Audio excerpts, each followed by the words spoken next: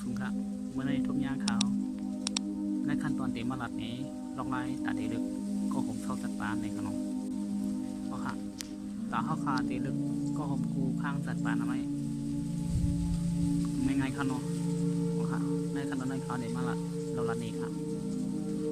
ว่าจะได้เห็นขนมตาเข้าเตลึกก็ผมเข้าสัตว์ป่านั้นวันไหนเขาอย่าปีด้วยรองทับนั้นเป็นอย่างเปลืองเดียวครับก็หักอยู่คุมกันนั้นวันไหนตีไรมีร้องไว้วางเสยเหมือนกันและ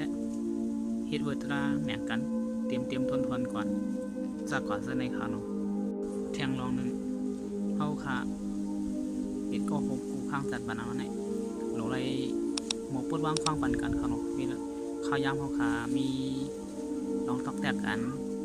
มีดีพิธีเบิ่งกันปองเส้นในกันจากก่อนดีเส้นในเข้าขาหรือไรหมกปล่อยวางควางปันกันค่ะเส้นในขาเนาะ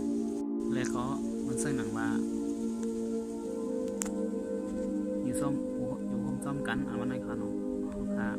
อย่าไปเอาใส่ข้อขาไปเลี้ยวเสเทียบตัดนี่ค่ะเนาะดูเลยหันถึงกลางเส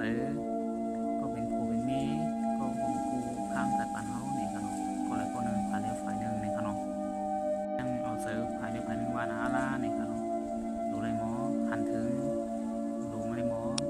ซ้อมตังจึกเอาลูกต่างใส่กันนี่ครับพอมีเรื่องเย็นกันต่อกันและหมอป่วยวางฟังวันกันซากว่าเส้นในเป็นอันเข้มแบบขาเนาะแต่หน้าขึ้นหลังหนึ่งค่ะคือว่าซากลัดมาปันเดินในหนึ่งสิ่งเตรียมทวนย่อยสิ่งแต่มุ่งหน้าหอตาขึ้นนั่นแต่มีทางศึกษาขึ้นใหญ่มาสูงเป็นหน้าขึ้นอันมีทางมวลซื้อกัดเย็นและมีลองหุ่นเจอเนื้อมุมหอขึ้นลอยหักกันปองเซเนื้อกันเซเตตังขึ้นมาในขาเนาะค่ะสั่งมาไว้ก็เขาเลยตัวยาวเสเอากาเป็นพอนีนี่ก็ยินซ้อมขาเนาะมันสุดสั่งไว้ก็เขาเจ็บในสิ่งอย่าลืมเต็กไลค์เด็ก subscribe และเด็กแชร์บันวิดีโอในที่กำคัญเปิดได้เป็นยังเสือขนมเอาคำมาส่ง